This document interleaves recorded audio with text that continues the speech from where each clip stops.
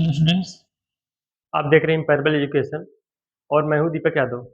आज के इस सेशन में हम लोग क्लास 10th मैथ का पहला चैप्टर जो कि वास्तविक संख्याएं, इसका प्रमेय 1.2 और 1.3 कंप्लीट करेंगे। चलिए स्टार्ट करते हैं। देखिए यहाँ पे है पहला प्रमेय 1.2। मान लीजिए पी एक अभाज्य संख्या है। यदि पी ए स्क्वायर को विभाजित करती है तो पी ए को भी विभाजित करेगी, जहाँ ए एक धनात्मक पूर्णांक है। एक स्थान हमें धनात्मक संख्या लेना है। जैसे मान लो यहाँ पे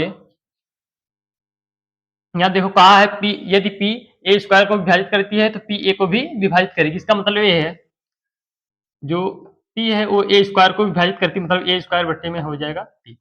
पी जो है ए स्क्वायर क्या करती है, विभाजित करती है। अब पी क्या है यहाँ पे, अभाज्य संख्या। पी के स्थान पे कोई भी अभाज्य संख्या रखना है। अगर वो ए स्क्वायर को विभाजित करेगी तो इसका मतलब वो ए को भी क्या करेगी, विभाजित करेगी। जैसे मान लेते हैं एक स्थान पे रख लेते 4 और यहाँ पर जाएगा 4 का स्क्वायर बट्टे में पी के स्थान पे कोई भी अभाज्य संख्या रख लेते 2। यहाँ पर हो जाएगा, देखो 4 का स्क्वायर होता है 16, 16 बट्टे 2 और 2 से काटेंगे 2 अट्ठे 16। अगर 4 के स्क्वायर को 2 विभाजित कर रहा है, इसका मतलब 4 को भी क्या करेगा, विभाजित करेगा। तो इसका मतलब है अगर 4 को हम लोग 2 से भाग करेंगे तो ये भी क्या होता है, पूरी तरह से कट जाता है। इसका कहने का मतलब यही है, अगर कोई भी संख्या है, अगर उसका स्क्वायर जो है किसी अभाज्य संख्या से विभाजित हो जाता है, वो जो संख्या रहेगी वो भी उस संख्या से विभाजित हो जाएगी। और भी नंबर ले लेते हैं। जैसे मेरे पास मान लो 5 का स्क्वायर है और अभाज्य संख्या क्या है, 5 है। अभाज्य संख्या क्या है, 5। 5 का स्क्वायर होता है 25। 25 को अगर 5 से भाग करेंगे 5 से 25 से कट जाएगा। अगर इसका स्क्वायर जो है इससे विभाजित हो रहा है, इसका मतलब ये संख्या भी इससे कटेगी, तो 5 भी क्या होगा, 5 से क्या कट जाता है। 5 से काटेंगे 5 के 5, यहाँ पर आ जाएगा 1। वही काम यहाँ पे करना है। अगर कोई भी संख्या है उसका स्क्वायर अगर किसी अभाज्य संख्या से विभाजित हो जाती है तो वह संख्या भी उस अभाज्य संख्या से विभाजित हो जाएगी। अब एक चीज इसमें और ध्यान रखना है, जैसे मान लो कोई कहेगा, मान लो किसी संख्या का स्क्वायर किसी अभाज्य संख्या से विभाजित नहीं हो रहा है। अगर इसका स्क्वायर किसी अभाज्य संख्या से विभाजित नहीं होगा तो वह संख्या भी उस अभाज्य संख्या से विभाजित नहीं होगी। जैसे मान लो यहाँ पे मेरे पास है, यहाँ पर रख लेते हैं 6 और 6 का कर लेते हैं स्क्वायर और अभाज्य संख्या ले लेते हैं मान लो 7। तो 6 का स्क्वायर होता है 36। 36 जो है 7 से डिवाइड होगा नहीं। 36 में अगर 7 से भाग करेंगे पूरी तरह से कटेगा नहीं। इसका मतलब है अगर इस संख्या का स्क्वायर 7 से नहीं विभाजित हो रहा तो ये संख्या भी 7 से क्या होगी, विभाजित नहीं होगी। 6 भी 7 से विभाजित नहीं होगी। ये भी याद रखना, दोनों तरीका। अगर किसी संख्या का स्क्वायर किसी अभाज्य संख्या से विभाजित हो जाता है तो वह संख्या भी उस अभाज्य संख्या से विभाजित हो जाएगी। इसे हमें केवल याद रखना है। इसका प्रयोग अभी आगे क्वेश्चन में करेंगे। तो ये आपको याद रखना है, दिखाना है √2 क्या है, एक अपरिमेय संख्या है। तो इसमें क्या करना है, अगर इस टाइप का हमें क्वेश्चन मिलेगा, चाहे √2 आ जाए, √3 आ जाए, √5 आ जाए, √7 आ जाए, जिसका वर्गमूल हम लोग नहीं निकाल पाते, क्या करेंगे, उसे सबसे पहले अगर यहाँ दिया है अपरिमेय संख्या है तो इसे क्या मानेंगे, परिमेय। इसका मानेंगे विलोम। चलिए यहाँ पे क्या करेंगे, यहाँ पे लिख लेते हैं हल। माना √2 एक परिमेय संख्या है। माना √2 एक परिमेय संख्या है। इसे परिमेय मान लेते हैं। अगर इसे परिमेय मानेंगे तो हम इसे p बटे q के रूप में लिख सकते हैं। मतलब हो जाएगा यहाँ पे √2 इक्वल टू, यहाँ हो जाएगा p बटे √2 इक्वल टू p बटे q। अगर इसे हम परिमेय माने तो इसे p बटे q के बराबर लिख सकते हैं। और यहाँ पे लिखेंगे जहां q not equal to 0, p तथा q सह अभाज्य हैं।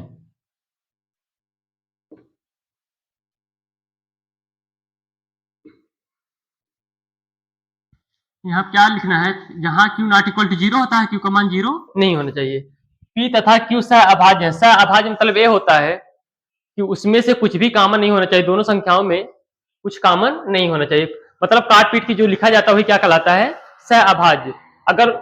अगर दो संख्याएं हैं, दोनों का अगर हम लोग HCF निकालेंगे, उसका मासा निकालेंगे, कितना आएगा, 1, वही क्या कहलाता है, सह अभाज्य। जैसे मेरे पास यहाँ पे मान लो मेरे पास है 4/6। ऐसा अभाज्य नहीं, क्योंकि इसमें देखो दो दोनों में कॉमन है। अगर इसे काटेंगे 2 दूना 4, 2 3 6। अभी जो 2/3 आएगा इसी को बोलेंगे सहअभाज्य, क्योंकि 2 और 3 में कुछ भी कॉमन नहीं है। जो कॉमन फैक्टर नहीं हो तो एक क्या कहलाएगा, सहअभाज्य कहलाएगा। चलिए इतना करेंगे। √2 = p/q, जहां q not equal to 0, p तथा q सहअभाज्य है। इसके बाद देखो क्या करना है, q को हम लोग लेके चले आते हैं इस साइड में। अगर इस साइड में लेके आएंगे तो यहाँ हो जाएगा √2q इक्वल टू हो जाएगा p, इतना। अब क्या करते हैं, हम लोग √2 को उधर लेके चले जाते हैं, तो हो जाएगा q इक्वल टू p/√2, हो जाएगा q इक्वल टू p/√2। अब यहां से कर देते हैं दोनों पक्षों का वर्ग,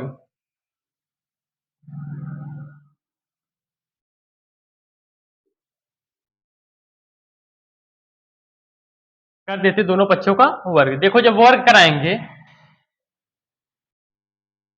दोनों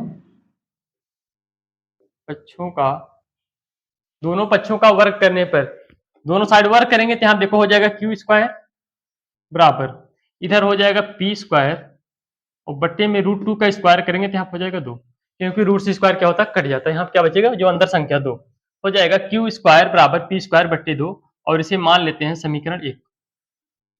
ये हो गया समीकरण 1। अब देखो क्या करना है, q² बराबर हो गया p²/2। यहाँ से क्या लिखेंगे, p और q क्या होते हैं, यहाँ पे परिमेय संख्या की परिभाषा हमें पता है। जिस संख्या को हम p/q के रूप में लिख सकते हैं, जहां p और q पूर्णांक होते हैं। यहाँ पे p और q क्या है, पूर्णांक। यहाँ क्या लिख सकते हो, क्योंकि q एक पूर्णांक है,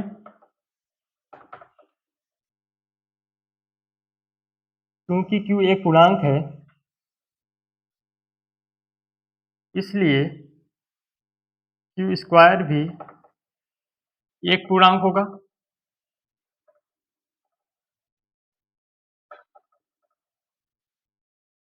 q एक पूर्णांक है तो इसलिए क्या हो जाएगा, यहाँ पे क्या है q एक पूर्णांक है, इसलिए q² भी क्या हो जाएगा, एक पूर्णांक होगा।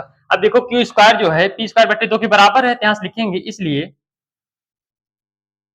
p²/2 भी एक पूर्णांक होगा।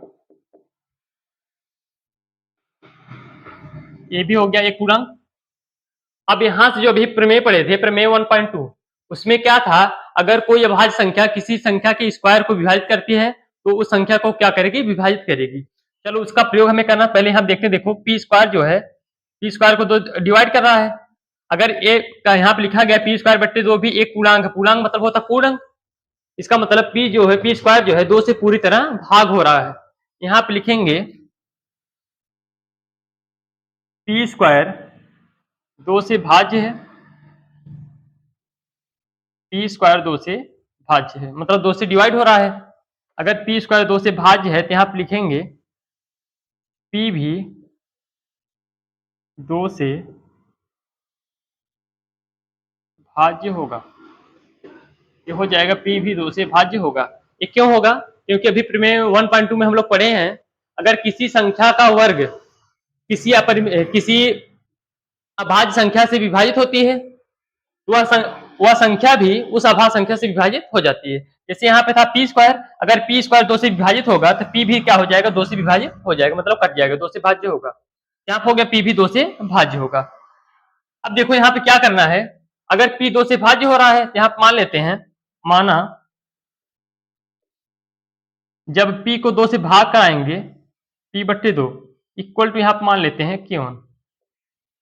जब p को 2 से डिवाइड करेंगे तो यहाँ पे मान लेते हैं क्या भागफल आ रहा है, k1। कुछ भी मान सकते हैं क्योंकि हमें पता नहीं क्या आएगा। तो यहाँ पे a b c d कुछ भी जो मानना हो मान सकते हैं। यहाँ पे लिख सकते हैं p/2, जब p को 2 से भाग करेंगे यहाँ पे क्या मिल रहा है हमें, k1। और यहाँ पे आगे लिख सकते हैं जहां k1 एक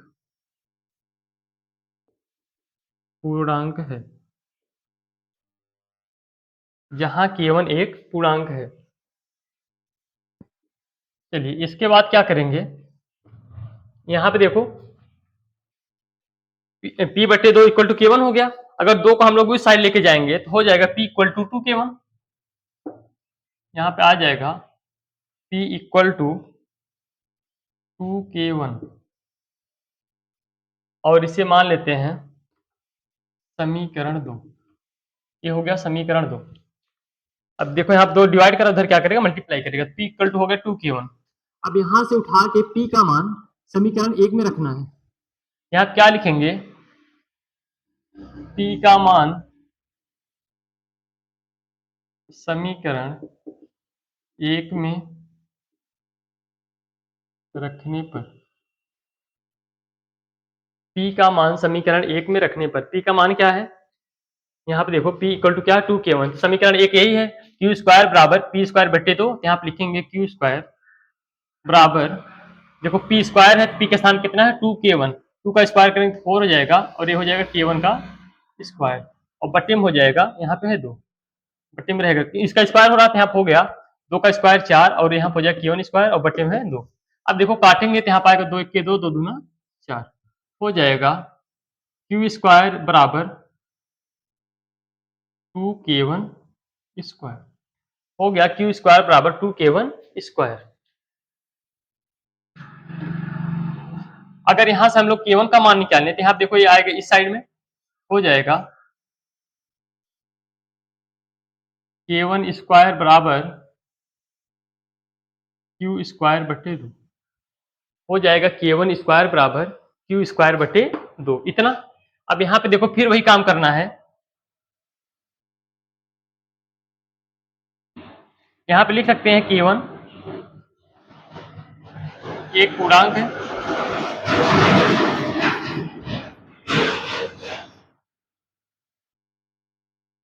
क्योंकि K1 एक पूर्णांक है, इसलिए यहाँ पे माने थे कि जहाँ K1 क्या है एक पूर्णांक है, यहाँ क्या है K1 एक पूर्णांक है, इसलिए K1 स्क्वायर भी एक पूर्णांक होगा। अब K1 स्क्वायर भी क्या हो गया एक पूर्णांक। अब K1 स्क्वायर किसके बराबर है Q स्क्वायर बटे 2 के, यहाँ पे हो जाएगा, इसलिए Q स्क्वायर बटे 2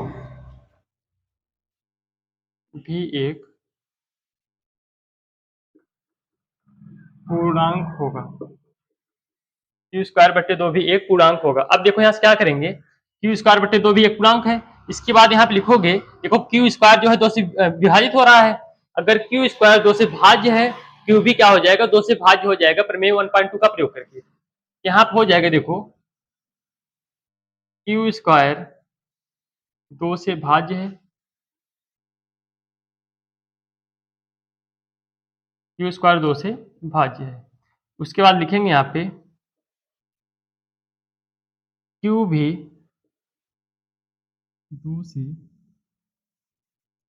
भाज्य होगा। अब वहां से आ जाएगा, अगर किसी संख्या का स्क्वायर किसी अभाज्य संख्या से विभाजित होता है तो वह संख्या भी क्या होती है उस अभाज्य संख्या से विभाजित हो जाती है। वही यहाँ पे देखो प्रयोग हो रहा है Q स्क्वायर बटे 2, अगर ये पूर्णांक है तो इसका मतलब Q स्क्वायर पूरी तरह से 2 से डिवाइड होगा, अगर Q स्क्वायर 2 से कट रहा है तो इसका मतलब Q भी 2 से क्या होगा विभाजित होगा, कटेगा, यहाँ हो जाएगा Q भी 2 से भाज्य है। अब यहाँ मान लेते हैं जब Q को 2 से भाग करेंगे, माना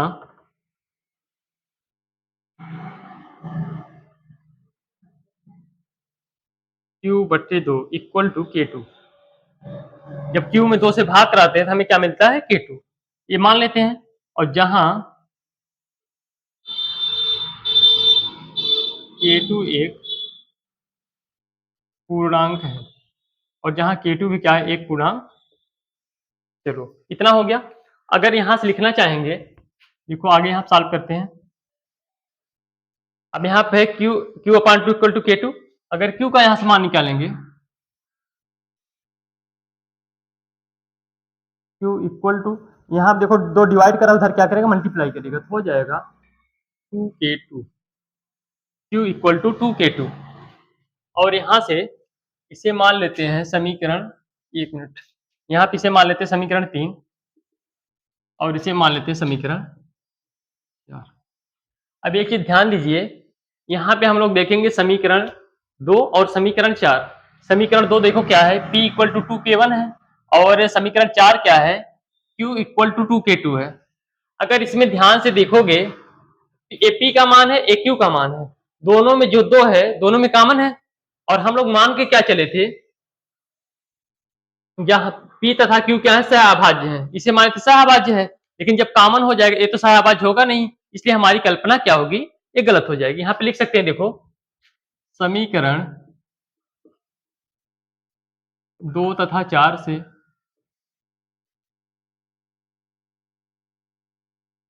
स्पष्ट है कि समीकरण 2 तथा 4 से स्पष्ट है कि पी तथा क्यू का एक उभयनिष्ठ गुणनखंड है,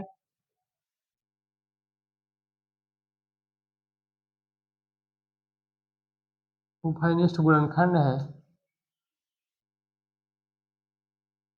अतः पी और क्यू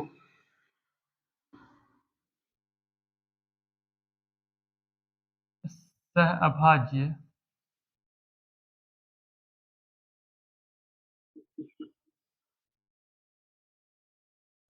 अतः पी और क्यू क्या है, सहअभाज्य नहीं है। अगर देखो बताए थे, अगर कॉमन होगा तो सहअभाज्य नहीं होगा, सहअभाज्य क्या होता है, उसमें से कुछ भी कॉमन नहीं होना चाहिए। यहाँ पे P इक्वल टू है 2k1 और यहाँ पे Q इक्वल टू 2k2, यहाँ इसमें भी दो है, इसमें भी दो है, दोनों में जब दो कॉमन हो गया ये सहअभाज्य होगा नहीं। अगर ये सहअभाज्य नहीं होगा तो क्या हो जाएगी, यहाँ से हमारी परिकल्पना जो पहले से माने थे कि √2 क्या है, इसे माने थे √2 एक परिमेय संख्या है, तो हमारी परिकल्पना क्या हो जाएगी, गलत हो जाएगी। यहाँ पे लिख सकते हैं, अतः हमारी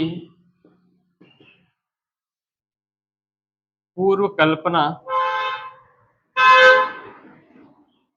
गलत है, अतः हमारी पूर्व कल्पना गलत है,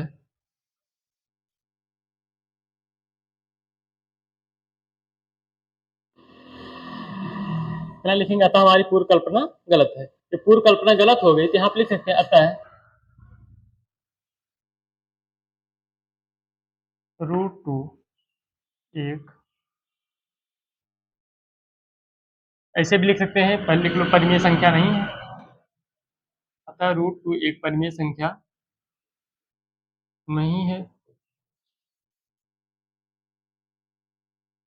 और नीचे से फिर एक लाइन कर सकते हो, अतः √2 एक अपरिमेय संख्या है, √2 एक अपरिमेय संख्या है। इतना करना, एक बार ध्यान से देख लीजिए, मैं एक बार फिर से बता देता हूँ यहाँ क्या करना है। देखो सबसे पहले कहा था √2 एक अपरिमेय संख्या है, अगर अपरिमेय संख्या कहा तो इसका उल्टा मानो, क्या मानेंगे, परिमेय संख्या है। यहाँ हो गया, माना √2 एक परिमेय संख्या है, जब इसे परिमेय मानेंगे तो √2 किसके बराबर हो जाएगा, p बटे q, की यहाँ कुछ भी लिख सकते हैं, a बटे b, c बटे d, कुछ भी मान सकते हैं अपने मन से, नहीं तो यहाँ क्या रखते p बटे q, हो जाएगा। देखो √2 इक्वल टू p बटे q, जहाँ q नॉट इक्वल टू है 0, p तथा q सहअभाज्य है, और v सहअभाज्य बताए थे, सहअभाज्य मतलब ये होता है ऐसी दो संख्याएं जिसमें कुछ भी उभयनिष्ठ न हो, उसका मतलब है अगर उसका हम लोग HCF निकालें कितना आना चाहिए, एक, उसमें कुछ भी कॉमन ना हो। यहाँ हो जाएगा, देखो जहां P तथा Q क्या है, सहअभाज्य है। उसके बाद यहाँ पे देखो Q को इस साइड लेके आए हैं, तो यहाँ हो गया √2 Q इक्वल टू हो गया P, उसके बाद √2 को उस साइड लेके चले गए तो हो गया Q equal to P upon √2, इधर गुणा उधर भाग, दोनों पक्षों का वर्ग करने पर जब वर्ग कराएंगे तो यहाँ देखो इसका स्क्वायर हो जाएगा, Q स्क्वायर बराबर स्क्वायर कराएंगे तो हो जाएगी इधर P का स्क्वायर बटे में √2 है, और जब √2 का स्क्वायर कराएंगे इसका मतलब होता है रूट और स्क्वायर एक दूसरे का अपोजिट होते हैं, रूट से स्क्वायर क्या होता है, कट जाता है, यहाँ पे जो नंबर अंदर है वही बाहर आ जाता है, यहाँ पे हो जाएगा 2, हो जाएगा Q स्क्वायर बराबर P स्क्वायर बटे 2, इसे मान लेते हैं समीकरण 1। अब इसके बाद देखो यहाँ से Q एक पूर्णांक है, इसलिए Q स्क्वायर भी एक पूर्णांक होगा, अगर Q पूर्णांक Q स्क्वायर भी पूर्णांक होगा। उसके बाद Q स्क्वायर जो देखो है P स्क्वायर बटे 2 के बराबर है, हम लोग क्या लिख सकते हैं, P स्क्वायर बटे 2 भी एक पूर्णांक होगा। अब इसके बाद प्रमेय अभी पढ़े थे 1.2, अगर भी किसी भी संख्या का स्क्वायर किसी अभाज्य संख्या से विभाजित होता है तो वह संख्या भी उस अभाज्य संख्या से विभाजित हो जाती है। यहाँ देखो है P स्क्वायर बटे 2 भी एक पूर्णांक है, P स्क्वायर बटे 2 अगर पूर्णांक है, पूर्णांक तभी होगा जब P स्क्वायर पूरी तरह से 2 से कट जाए। अब यहाँ पे देखो लिख सकते हैं P स्क्वायर क्या है, 2 से भाज्य है, अगर P स्क्वायर 2 से भाज्य है तो P भी 2 से भाज्य होगा, P भी 2 से क्या होता है, कटेगा। अब यहाँ पे मान लेते हैं, माना P बटे 2 इक्वल टू K1, मतलब P को जब 2 से भाग कराएंगे तो हमें क्या मिलता है, K1, उसे मान लेते हैं, जहां K1 एक पूर्णांक है। अब यहाँ पे देखो, अब अगर 2 को उधर लेके जाएंगे तो हो जाएगा P इक्वल टू 2K1, यहाँ पे आ गया, इसे मान लेते हैं समीकरण 2। उसके बाद है P का मान समीकरण 1 में रखने पर, जब P का मान समीकरण 1 में रखेंगे, समीकरण 1 देखो यहाँ पे है, हो जाएगा Q स्क्वायर बराबर P स्क्वायर है और P का स्थान कितना है 2K1, हो जाएगा 2 का स्क्वायर 4 और यहाँ हो जाएगा K1 स्क्वायर और बटे में यहाँ पे 2 तो यहाँ हो जाएगा 2। उसके बाद है देखो Q स्क्वायर बराबर हो गया 2K1 का स्क्वायर, यहाँ 2 से 2 कटा तो 2 से 4 काटेंगे कितना आएगा 2, यहाँ हो जाएगा Q स्क्वायर बराबर 2K1 का स्क्वायर।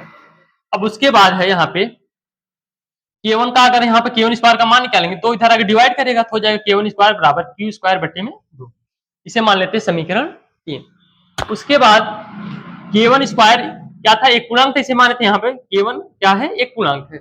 अगर K1 एक पूर्णांक है तो K1 स्क्वायर भी एक पूर्णांक होगा, और K1 स्क्वायर किसके बराबर है, Q स्क्वायर बटे 2 के, यहाँ से हो जाएगा Q स्क्वायर बटे 2 भी एक पूर्णांक होगा, और Q स्क्वायर अगर बटे 2 अगर एक पूर्णांक है तो इसका मतलब Q स्क्वायर जो है पूरी तरह से 2 से डिवाइड हो रहा है।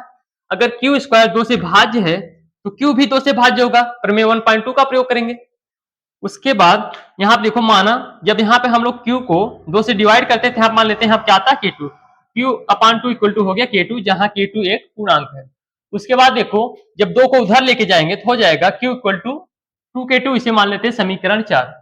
अब यही समय देखना है समीकरण 2 जो कि A वाला है इतना, और समीकरण 4 A, इन्हीं दोनों में हमें देखना है। देखो समीकरण 2 और 4 से क्या स्पष्ट है, P का मान यहाँ पे है 2K1 और यहाँ Q का मान है 2K2। अब इसे हम लोग क्या मान के चले थे, एक क्या सहभाज्य है लेकिन यहाँ पे देखेंगे, यहाँ पे है P इक्वल टू 2K1 और यहाँ पे है Q इक्वल टू 2K2। अगर ध्यान से देखो तो इसमें भी 2 है और इसमें भी 2 है, और इसे माने सहभाज्य, सहभाज्य मतलब कुछ भी कॉमन नहीं होना चाहिए।